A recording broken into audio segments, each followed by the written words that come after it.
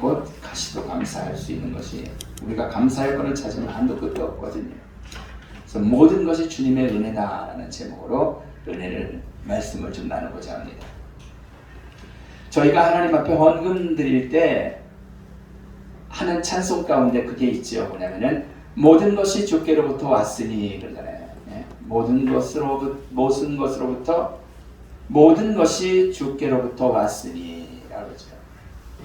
저희 처남인 김선우 권사님이 지난주에 장례를 치렀어요. 그래서 그 장례를 통해서도 다시 한번 깨닫지만 우리 인간은 뭐예요? 빈손으로 왔다 빈손으로 가는 거예요. 할렐루야.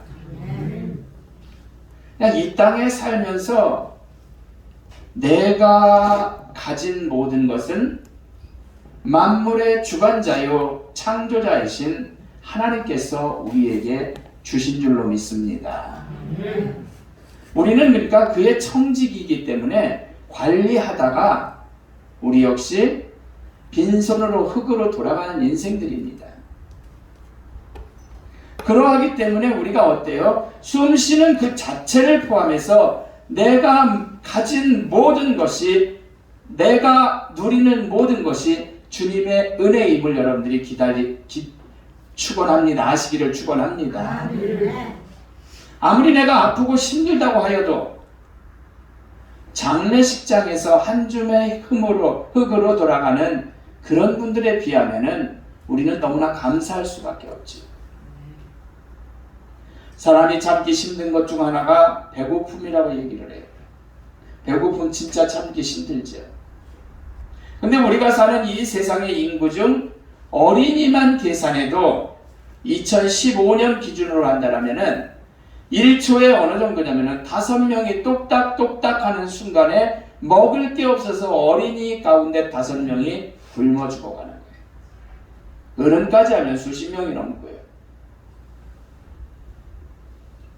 여러분, 전 세계 어린이의 22%가 영양 결핍으로 뇌소증을 앓고 있대요. 애들이 크지를 않는 거예요. 북한도 그렇죠. 그러니 우리는 저와 여러분은 삼시세끼를 먹잖아요. 이게 얼마나 감사하냐라는 거죠. 반찬도 학교 가거나 그러면 좀 잘 나옵니까? 며칠 전에 저도 식당을 가봤더니 세상에 코로나하고 아무 관계도 없어요. 바글바글 되는 사람이 얼마나 많은지. 우리나라가 1970년대에는 평균 연령이 어느 정도였냐면 63세였습니다. 여기 63세 넘으신 분들은 양심 없는 거예요. 70년대에 비하면.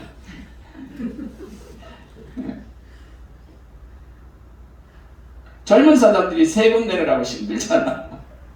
근데 지금은 어느 정도인지 아세요? 여러분들은 아직 어린애입니다. 왜? 83세는 돼야 평균치 가는 거예요. 하나도 안 미안하셔도 안 미안하셔도 된다니까요. 왜? 나 아직 83세 안 됐거든. 우리가 이 정도가 된 이후에는 의술이 굉장히 발달을 했어요. 우리 한국이요. 우리가 혜택을 받고 있기 때문에 또 잘 먹기 때문에 수명이 83세까지 연장이 된 거예요. 평균. 미국은 세계 최강국이라고 하지만 건강보험이 발달하지 않아가지고요. 거기서 한 일주일 입원했다 그러면 집 한 채 파셔야 돼요. 싼 집 말고 비싼 집. 의료 혜택이 우리나라와 비교한다면 이건 상상을 할 수가 없는 거죠. 오바마가 그거 하려고 하다가 결국은 실패했죠. 그 사람은 트인 사람이었으니까. 그러니 여러분 이걸 생각하자고요. 이렇게 좋은 나라에서 잘 사는 나라에서 태어난 것이 당연한 게 아니라 얼마나 감사한지요. 할렐루야. 아멘. 이거 진짜 감사거리예요. 이런 나라 사는 거. 내가 여기 낳고 싶어 났습니까? 태어났습니까? 하나님 은혜지요. 오늘 본문을 보면 1절과 2절 말씀을 봅니다. 나에게 도움이 어디서 올까? 나의 도움은 어디서? 천지를 지으신 하나님에게서 옴을 알 수가 있습니다. 할렐루야. 아멘. 나에게 어떤 도움은 다른 데서 오는 게 아니에요. 하나님께로부터 온단 말이에요. 그러니 모든 것이 주님의 은혜일 수밖에 없지요. 지금까지 지내온 것 주의 크신 은혜라는 그 찬송만 보더라도 모든 것이 주님의 은혜임을 알 수가 있어요. 한이 없는 주의 사랑, 자나깨나 주의 손이 항상 살펴주시고 라고 우리가 고백을 하죠. 얼마나 세심하게 하나님이 우리를 살펴주시고 인도하시냐라는 거죠. 마치 엄마가 신생아를 보다가 이 관절 마디마디가 다 상해서 아기를 떨어뜨릴 정도로 아파가지고 고생을 하는 그럴 정도로 하나님께서는 우리를 돌보고 보호하시는 줄로 믿습니다. 3절 4절을 봅니다. 하나님은 우리를 실족시키지도 않으셔요. 할렐루야. 졸지도 아니하시고 주무시지도 아니하시는 분임을 본문이 우리에게 분명히 말씀하고 있습니다.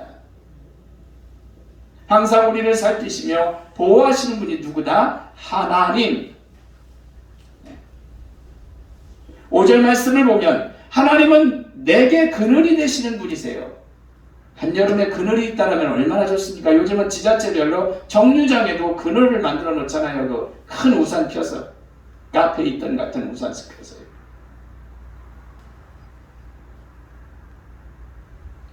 6절을 보면은 낮의 해가 밤의 달이 너를 해하지 못하도록 하나님은 우리를 보호하신다고 말씀하고 있어요. 7절 말씀을 봅니다. 하나님은 우리를 지켜 모든 환난에서 면케하시며 줄인 나의 영혼을 지키시는 분이시다 라고 오늘 또 성경에 찬양으로 말씀하고 있어요. 여러분 8절에는 하나님은 우리의 출입을 지금부터 영원까지 지키신다라고 말씀해요.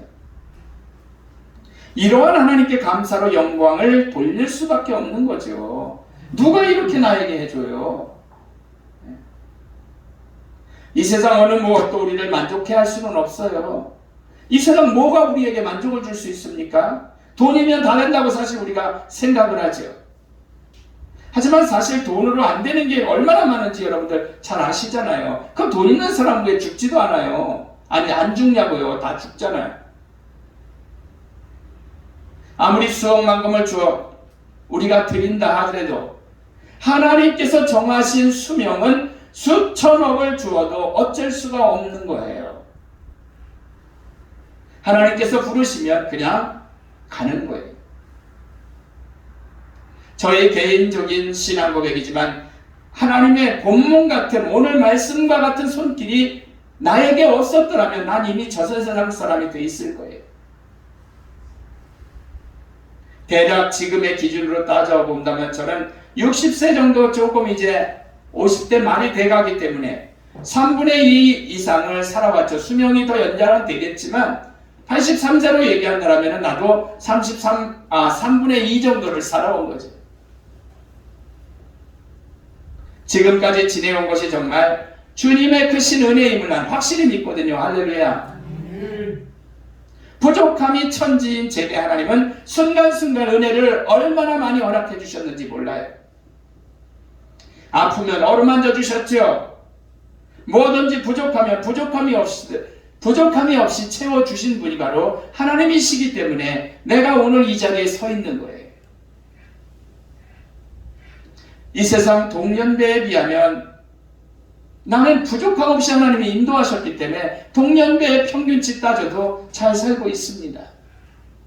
얼마나 감사한지 몰라요. 안전한 인생길을 하나님이 걷도록 허락도 하셨어요. 얼마나 감사한지. 모든 것이 주님의 은혜임을 저는 하나님 앞에 영광을 돌리며 진심 감사하고 있어요. 여러분 성경에 보면 다윗이라는 인물이 있습니다. 어려움을 겪은 자였지요. 숱한 위험에 처했었죠. 그럼에도 하나님께서 함께 하셨음을 그리고 하나님 때문에 안전했음을 그는 고백하고 있거든요. 비록 세상 세상에서 우리가 사는데 세상을 바다로 표현한다면 세상 바다가 험할지라도 주님의 자녀들인 인생은 난파되는 법이 없는 법이에요. 돈이나 지식을 의지하는 자들, 권세와 제약, 명예를 의지하는 자들, 그들의 경력과 자신을 의지하는 자들은 다 실패할지라도 주님을 의지하는 자는 절대로 실패가 없는 줄로 믿습니다. 순간순간 개입하시는 그 하나님의 사랑, 역사하신 내 삶을 인도하신 분이 바로 하나님이시라는 걸 확신해요. 그 아들 예수님은 나를 위해서 십자가까지 지셨잖아요. 대신 죽었단 말이에요. 나를 위해서. 지옥 가야 하는 인생이 천국에서 영원히 살게 되었으니 우리가 어떻게 감사하지 않고 살 수가 있겠어요. 힘들고 지쳐도 우리가 할 것은 감사뿐입니다. 누가 나를 위해서 죽겠어요? 다 검사 웬만한 사람들이 해가지고 김선우 권사한테 우리 처남에게 간을 이식해줬다면 죽지 않았을 거예요. 이식 받을 수가 없으니까, 신청해봤다 소용이 없으니까, 순번이 다 있으니까요. 그냥 받아들일 수밖에 없었던 거죠. 이런 하나님께 드릴 감사의 방법은 요나서 2장 3절을 보면은 기도로 감사해야 돼요. 우리가 고린도서 7장 2절 보면 물질로 봉사로 하나님 앞에 감사하는 거예요. 감사하면 모든 면에서 좋아요. 스트레스 받지 않습니다. 부정적이지 않대요. 감사하면은요.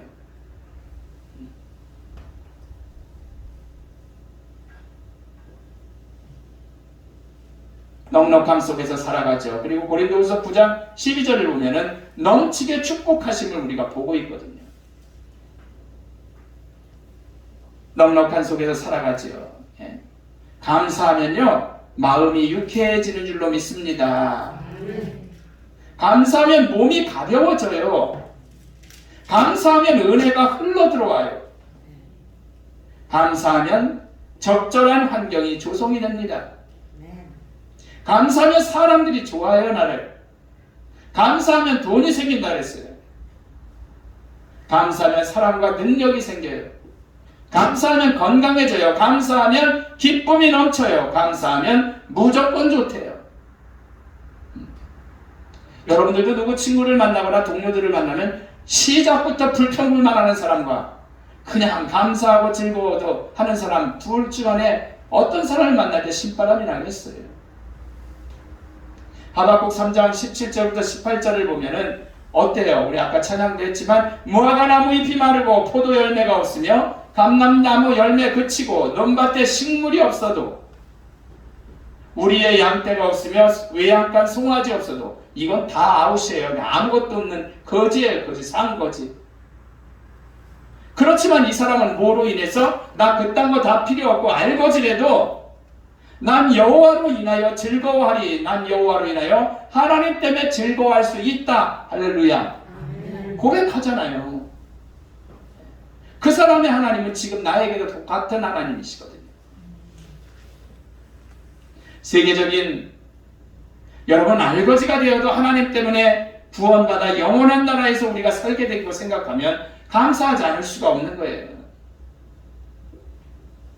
세계적인 신학자인 메투엘리라는 사람이 있습니다. 설교가기도 한데 어느 날 이 사람이 진짜 강도를 만났어요. 강도. 귀가 중이던 그를 덮친 강도는 피가 철철 흘러 넘치도록 아주 두들겨 팼습니다. 이 메투엘리 목사님을. 돈을 뺏어갔어요. 네. 건전지가 다 됐나 보네. 집으로 돌아온 이 신학자는 먼저 무릎을 꿇고 하나님 앞에 감사했습니다. 하나님, 내가 강도당한 입장인 것을 감사합니다.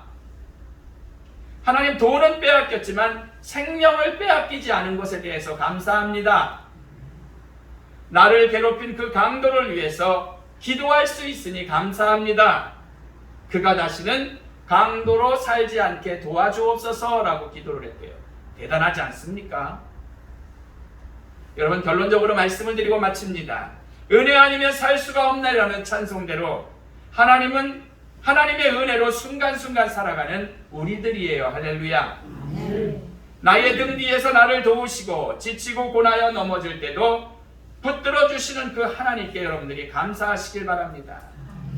날마다 감사를 세며 사시는 우리 성도님들 되시기를 축원합니다.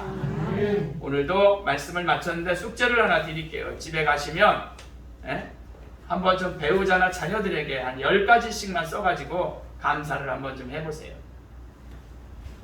얼마나 좋아요. 그렇게 할 때 정이 멋져 보면 문자로 찍어서 보내세요. 꼭 실천해 보시기를 바랍니다. 기도합니다.